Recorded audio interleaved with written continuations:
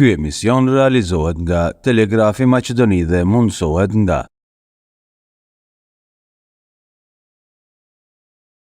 Jerben, Renar, përshëndetje. si e? A e mirë? Ti?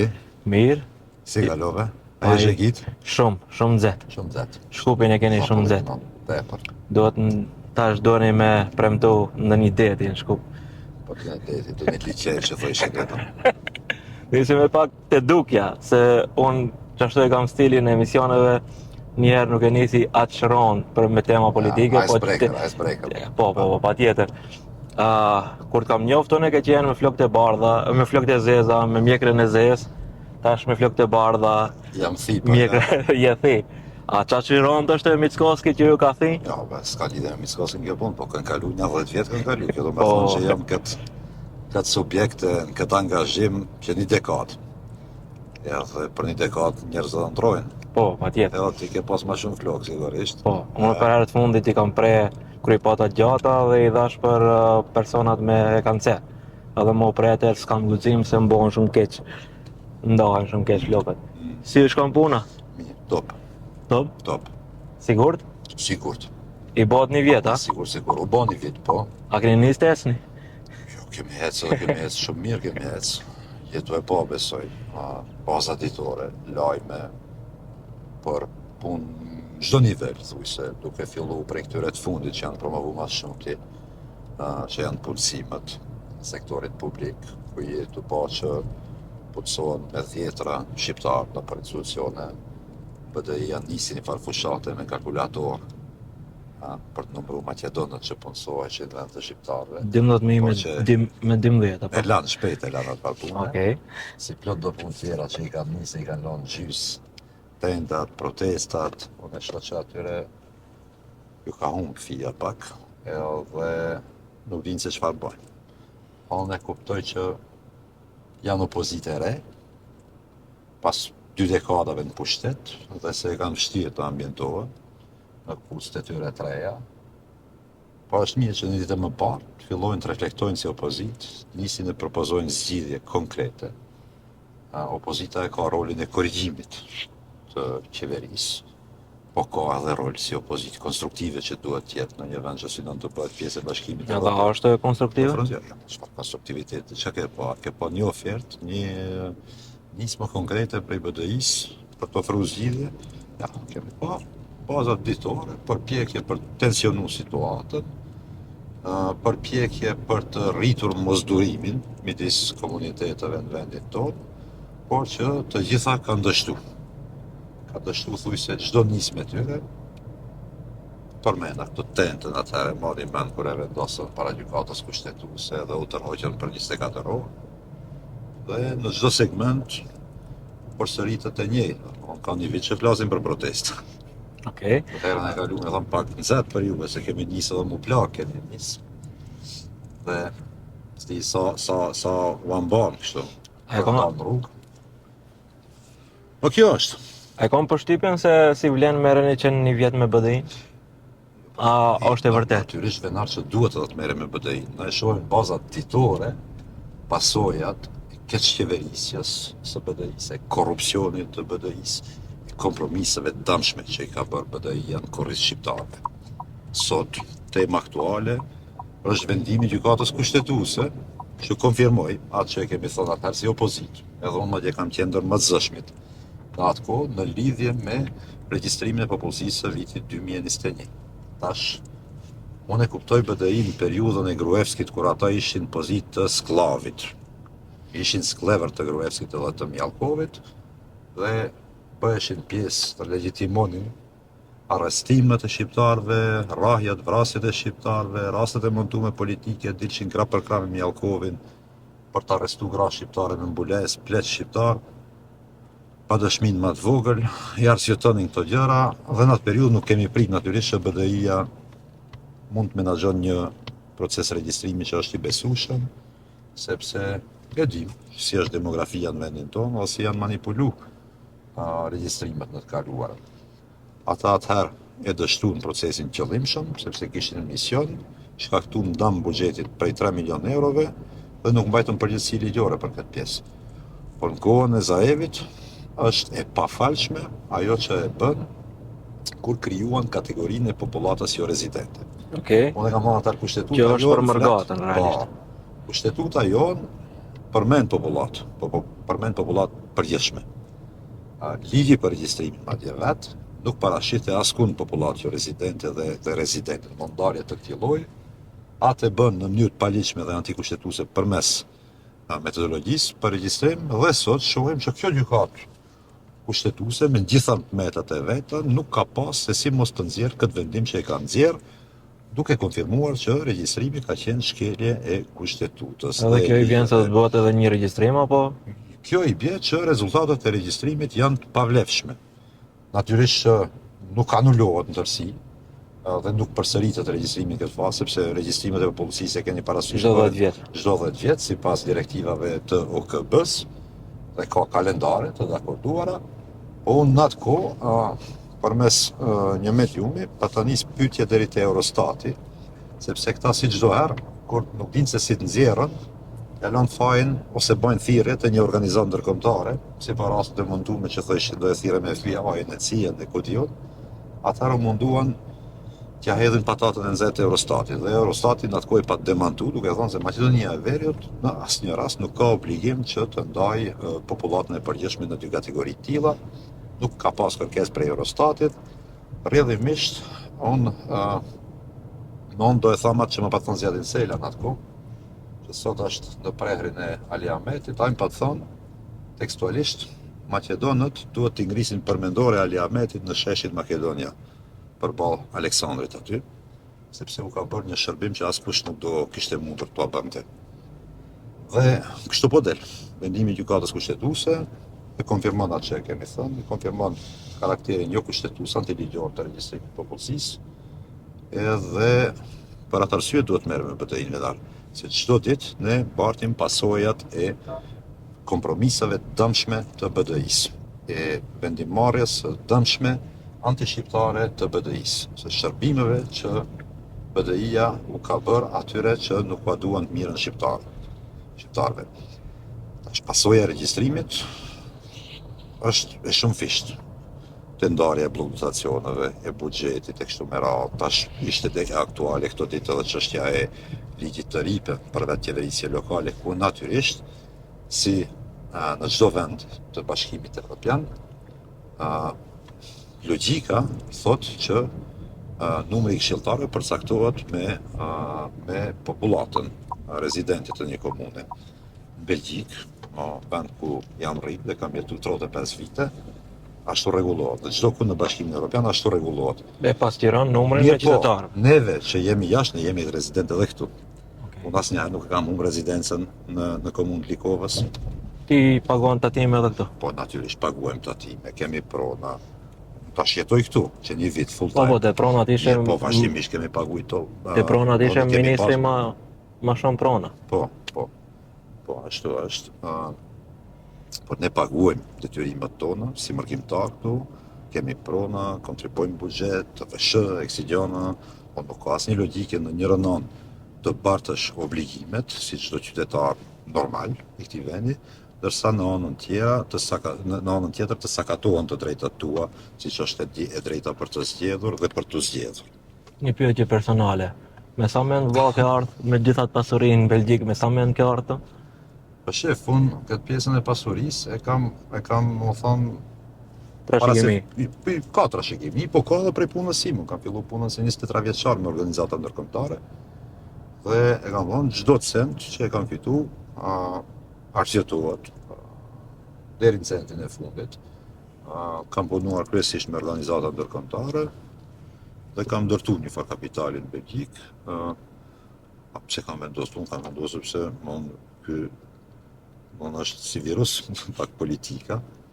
Unë në background jam politolog, kam studiuar shkencat politike. Prej moshës rinore, jam marrë në parti politike, kam qenë aktivist në për parti. Dhe me që jam i lindur këtu, jam shumë i lidhur për vendlinjen, familjen tërsi. Në tërsi e kam në Maqedoninë e Veriut. Shumica e familjeve tonë në Komanov. Në Komanov dhe komunë Likovës, po, kjo është një. po shumica e familjeve tona, si shqiptar Maqedoninë e Veriut flas, gjysa e familjeve janë zakonisht në Mërgat, gjysa tjetër këtu. Familjen time është e kundërta. Familjen time vetëm baba im dhe nana, rrjedhimisht, janë larguar dhe tërë familja e tyre në dy anët pra jetojnë, punojnë, veprojnë këtu. Baba është larguar për arsye politike, ka qenë arsimtar, profesor i gjuhës frënge dhe pas mbylljes së paraleleve shqipe në Kumanov, jemi parafërsisht një generat, duhesh me mbajt me ndodhë të atë pjesë. 91 jam. Cilit vit jeti? 91. Jo, ma i ri që në kështu. Nuk e bëhet mend, sepse kjo ka ndodhur para se të lindësh. Unë e kom prish Jugosllavinë. Po. Ali Ahmeti e ka prish? Unë e ka prish, e kom prish Jugosllavinë. Okej. Edhe mon protestave të viteve 87-89 Kumanov, ai u largu nga puna si shumë shqiptar atëherë, aq më tepër që ishte staf i zaventsueshëm, për shkak se e jepte gjuhën frënge. Edhe janë arrestuar një pjesë e familjes së xhallare kështu me radhë, baba u largu. Edhe është i vetmi që është largu familje e tij, njëjtë më thonë dhe nga ana e dajkës. Jemi te Likova tash, dje ke pas një sfidë nga ish kryetari, emnaku jot Arben Taravari për të dalë në Likovë. A do dalësh? Ja, unë se kam konsideru asnjëherë, dhe Arbeni e di fort mirë këtë punë, se kemi diskutuar edhe vetë. Arbeni në anën e kundërt më ka ofru që të A i fiton 1000 vota me dalë? Deklaratën e Arbenit, se Arbeni është transformu se diçka flet, ai ka me t'i vetmuar edhe i transformu. Unë se njoh personalisht. Në komunikon personalisht? Ja, ma nuk kemi komunikim, ma komunikimi i fundit... Jashtë politikës, njerëzore? Nuk kemi asnjë komunikim. Komunikimi i fundit ka qenë 2 ditë para se të ndërmarr hapët që i kam ndërmarrë dhe dalë publikisht me këtë opsion timin, ku më ka kërku që të pasivizohem, të kthehem në Belgjik dhe më ka zgjat dorën, ka thonë kthehun tetor, pas zgjedhjeve lokale dhe ti je kryetari i partisë. Me kam refuzuar këtë ofertë se më duhet ajo parti që shkon në BDI dhe bëhet paterica e Ali Ahmetit dhe këtë ja kam thonë edhe atij. Sfida e tij, para se të më sfidon mua, Arbeni duhet të mendon se çka ka thonë vitin e kaluar, kur ka thënë se nëse i humb zgjedhjet në Gostivar, ai dorëhiqet nga politika. Nëse i humb zgjedhjet presidenciale, ka thënë dorëhiqet nga politika. Se njëjtën e ka thonë edhe për parlamentarët, ai ka humbur 2 herë dhe nuk është dorëhequr nga politika. Nuk i ka kërkuar askush dorëheqje natyrisht mbrenda, sepse jemi përcaktuar për ndryshim, jemi përcaktuar bashkarisht për të bërë koalicionin e mbledhur dhe për ndërtuar qeverisjen e ardhshme. Kështu që ai njerë duhet ta sheh veten, mos fshehet mbrapa BDI-s, mos ta fsheh atë pjesë të subjektit, sa to e vogël që është i ka ngel, mos ta fsheh mbrapa Ali Ahmetit, të dalë vetë në zgjedhje, siç ka thonë çdo herë, me lista për këshilltar komunal vetë, me kandidat për kryetar komunash vetë, jo duke i kërkuar Aliut që mos nxjerr kandidat në Gostivar mbrapshisht dhe në ato 6 komuna që thoshte ai, që do të dalin se nuk janë 6, do të dalin që janë 2 a 3, një prej tyre nuk është e tij.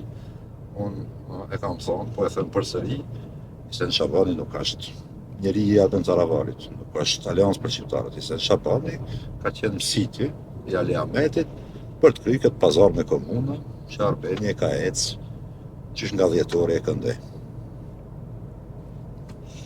Okej, ligji për përfaqësimin e drejtë apo ndryshe siç njihet tash në rrjetet sociale, ligji i Karakamishës. Ja, ligji i Arbet Fetajit.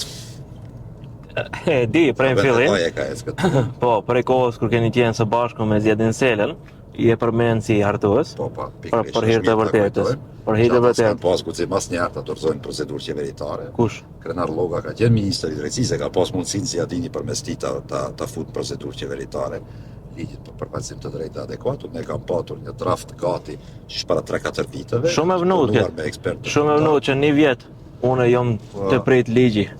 Ligji. Çka është një vit krahasu me 24 vjet pa atë ligj. O, veç jo duke krahasu me BDI. Çka është? Krahaso kur arrihet suksesi?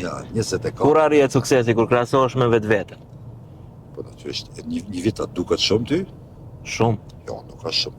Se ligji për përfaqësim të drejtë adekuat, tash unë i kam prit procesit në ekzekutiv. Gjëja e parë që kemi bërë në kuadër të grupit punës që e themeluam ishte që të shohim praktikat evropiane, praktikat ndërkombëtare në këtë drejtim, ti mapojmë, të shohim çka është më e mira. Dhe kam qenë në kontakt me partnerët tanë ndërkombëtar, Bashkimin Evropian, disa shtete ku ka përvoja të tilla, siç është Belgjika, Zvicra e kështu me radhë. Edhe Italia, Slovenia, Kroacia. Dhe asnjë vend të Bashkimit Evropian nuk ka një ligj të tillë kornis që detajon deri në atë mos mekanizmat e zbatimit, mekanizmat e kontrollit dhe të promovimit të përfaqësimit të drejtë adekuat. Në Belgjik, Pse nuk e ka dënimin? po ideja nuk është të dënojmë, ideja është të zbatojmë. Tash ligji Nëse nuk zbatohet mirë, çdo ligj ka dënim. ka kontroll politik, se ne themelojmë trup koordinues. Ti do jesh kontrolli politik. Që parashihet që Zavens kryeministri tjetë. Do duhet ta definojmë tani ndërmjet Izzet Mexhidit edhe meje, se cili do i pri kësaj pune. Dhe ideja është të ketë kontroll politik dhe të ketë përgjegjësi politike. Te ligji për përdorimin e gjuhës, a ka mekanizëm sanksioni, dënim në të holla. Është drejtoria për inspektorati për zbatimin. Sa dënime për shkelje të ligjit për përdorimin e gjuhëve. Do mos e çita pishtollen. Ja, njëri pak paqësor. Sa dënime i din ti për mos respektimin për shkelje të ligjit për përdorimin e gjuhëve, ku me qëra fjala, ministrat, drejtorët e BDI-s janë ata që quhen më shumti për shkeljet e ligjit. E kam parë reagimin tuaj. Shaqiri është i dënuar. Le shkojnë të paguajnë dënimet këta që i kanë për shkeljet ligjit për gjuhën, edhe pastaj të vinë flasin për sanksione. Se ata vetë duhet të tregojnë shembull. Tregon kur vjen prej Venecës. Ligji, tash këto ditë do lëshohet në Komision të Venedikut, aty janë afatët, mund marrë 4 muaj, 5 muaj, 6 muaj, sipas kalendarit të Komisionit të Venedikut. Dhe kaloj ka pushimin e verës. Do shta edhe kalon, po ideja me mohon Komisionin e Venedikut, sepse jemi kritiku edhe aty në këtë pikë, se di jam kënë ndjek, po unë e kam thënë në një medium, atë se çfarë ka ndodhur, para se të fillojmë procesin e hartimit të ligjit. Ne procesin e filluam pas anulimit të balancuesit, i cili, siç e din, ideja ka qenë e shtetit BDI-SSM, që balancuesi të hiqet, sepse ishte manipulua, nuk e përmbushte më qëllimin e vet, e kështu me radhë, dhe kanë hedhur këtë bardhëzim letër në kuadër të strategjisë për reformën e administratës publike dhe ministrët e BDI-s një nga një janë pajtuar, i kam nxjerrur unë personalisht mendimet e tyre në lidhje me këtë strategji ku propozohej heqja e balancuesit. Me heqjen e balancuesit, 13 tetor të vitit 2024 ishim në Gostivar, ku patëm kuvend dege ku e zgjodhëm Halil Snopçën kryetar të degës.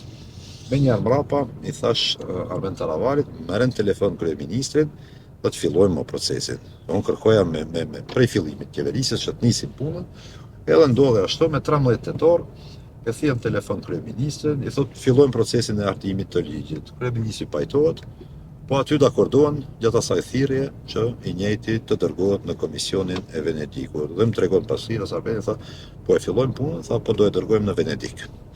Kështu që këtë pjesë të përjetësisë, se e shoh që sulmojnë në këtë drejtim, është mirë që ju si gazetar, si medium, tërsi ta keni këtë informat, edhe t'i kërkoni Arben Taravarit sepse është pajtu, me çfarë logjike është pajtu me kryeministin Mickovski në start të procesit. A duket jo si me ja luajt lojën Mickovski ju?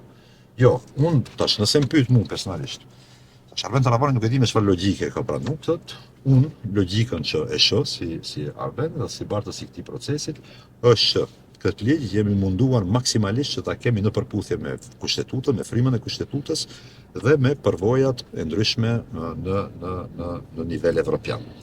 E kemi bërë këtë dhe mendimi i Komisionit të Venedikut do jetë një vul për karakterin kushtetues dhe evropian të këtij ligji, që pastaj nga ana shkëlon çdo rrezik të mundshëm për rrëzim të ligjit apo dispozitave të caktuara të tij nga ana e gjykatës kushtetuese, e cila fatkeqësisht në disa segmente, siç është rasti i ligjit për përdorimin e gjuhëve, ka ditë bëj edhe lojra politike. Pra duam që me çdo kusht kemi vul ndërkombëtare, që është Komisioni i Venedikut, për të na shkaluar çdo rrezik për rrëzim të cilës do dispozitë të ligjit për përfaqësim të drejtave. Nëse vinë se i bien ndesh me kushtetutën, çka ndodh? Nuk ndodh. Ne kemi pas aty ekspertët më të mirë të drejtës kushtetuese, ish antar dhe zëvendësantar të Maqedonisë së Veriut në Komisionin e Venedikut dhe njerëz që e dinë se si funksionon edhe Venediku, si frymon kushtetuta, kështu që në këtë drejtim unë jam goxha i sigurt që do marrim vetëm konfirmim dhe vull ndërkombëtare për këtë projekt ligj. Shpresoj. Sa aleanca ka? Ka vetëm një aleancë, aleanca e vërtetë. Ato tjera që janë bërë patericat BDI-s, ata e të përlahen me vete për vullat, ne nuk e kemi më hallin e tyre.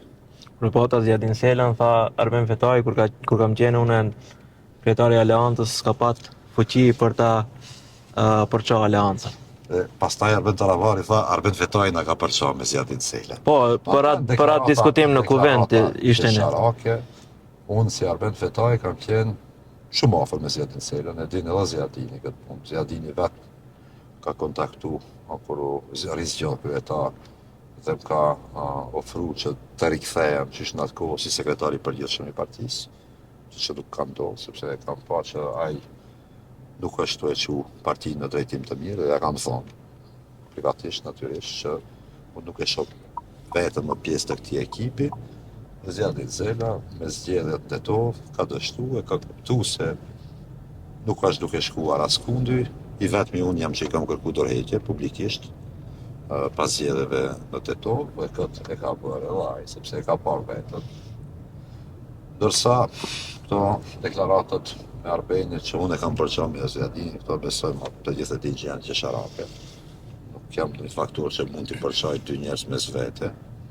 Në tjetër Arbeni më thoshte rri duro se e hekim qafë Zjadinin shpejt.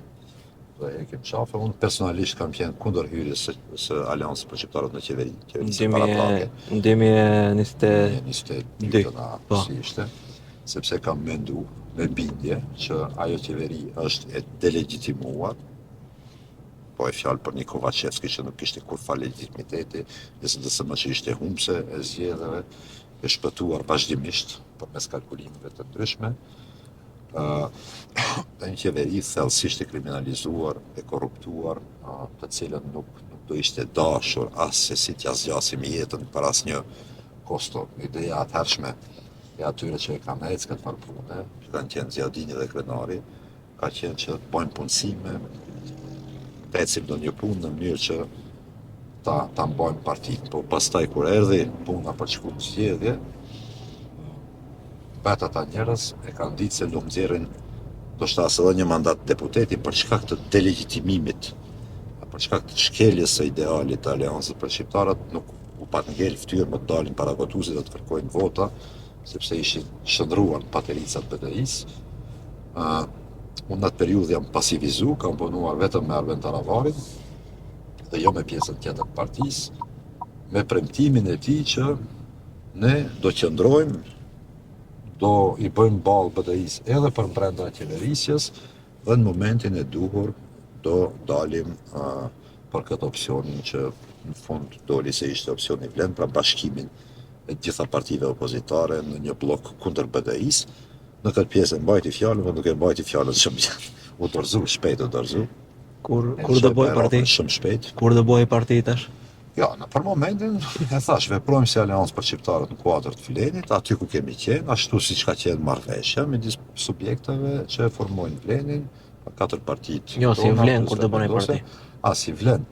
Po si Vlen tash ne do shkojmë si moment jemi federat partish. Shkojmë në zgjedhjet lokale në këtë format. Besoj që do dalim shumë mirë në zgjedhjet lokale, besojmë që do fitojmë pjesën dërmuese, nëse jo të gjitha komunat me shumicë shqiptare. Vallai, krejt jeni të thonë që këtë emision do fitojmë. Kishe komunat kanë ka dy kryetar komunës. Po tash. Ne themi do të fitojmë dhe do dalim me kandidatët tonë si Vlen. Për momentin jemi duke bërë sondazhe në mënyrë që të gjejmë kandidaturat më të mira të mundshme për dalë para qytetarit dhe për kërku votën e tij. Ne nuk jemi si ata që fshihen prapa BDI-s, po nuk jemi as BDI-ja që edhe pse e kishte një koalicion me 9 partija, sa janë partije e nisma ndryshme, nuk i mjaftoi as kjo, edhe tentoi ta morë edhe një parti tjetër aty. Tash janë bërë sa 9, 10, 90, nuk e di sa janë saktësisht. Ne do të dalim si Vlen, edhe synimi natyrisht është që të fitohet çdo komunë. A keni emra të përveçshëm të caktuar? Jo, ende e thash jemi në fazën e sondazheve. Është një kandidaturë e pavarur, e cila tashmë përkrah zyrtarisht Këto sondazhet i kanë nga Vleni, që është me ndeqyra në Stru. Okej, do ta mbështeti. Më e qelluar, e mundshme. Ju do ta mbështetni apo? Po, 100%. Kandidaturë pavarur.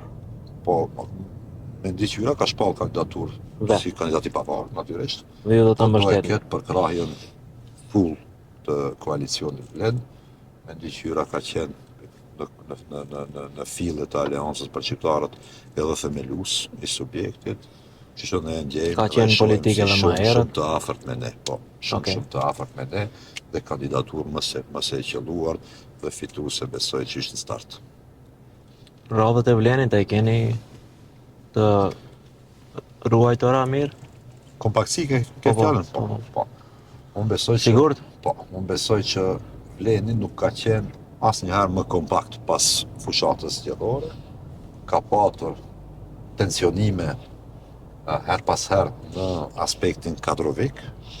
Për çështje politike nuk ka patur asnjëherë mosmarrëveshje. Unë kam qenë prej ditës parë në trupin koordinues politik, ku fillimisht ishin kryetarët plus 1, që një zhvillimet për brenda si është mas miri, përveç në pjesën kadrovike, sado që disa tash kanë marrë për mision të sabotojnë Vlenin edhe të rrëzojnë qeverinë, mund të arsyetohen me lloj-lloj arsye.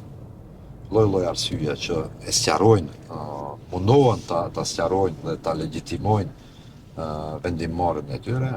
Unë e shoh që nuk ka patur mosmarrëveshje në nivel politik as që bëhet fjalë, ka patur fërkime aty këtu, shpeshherë për pasojë të veprimeve të Arben Taravarit, i cili ka qenë elementi sabotues brenda Vlenit, e ka filluar duke mos përfill partnerët e koalicionit për drejtoritë në shëndetësi, kanë vazhduar të njëjtin avaz në dogana dhe në momente të caktuara është e vërtetë që ka patur fërkime, por se me ikjen, dezertimin e Arben Taravarit nga Vleni dhe largimin e tij nga koalicioni qeveritar, unë e shoh që si koalicioni qeveritar, ashtu edhe në nivel politik koalicioni Vlen funksionon në frymën më të mirë të mundshme, e thash si asnjëherë deri më tani pas zgjedhjeve të 8 muajit.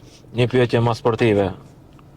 Gabimi i fundit në komunikacion, pasi ne kemi përgjegjësi të përbashkët të ndihmojmë në komunikacion që të jetë më i mirë.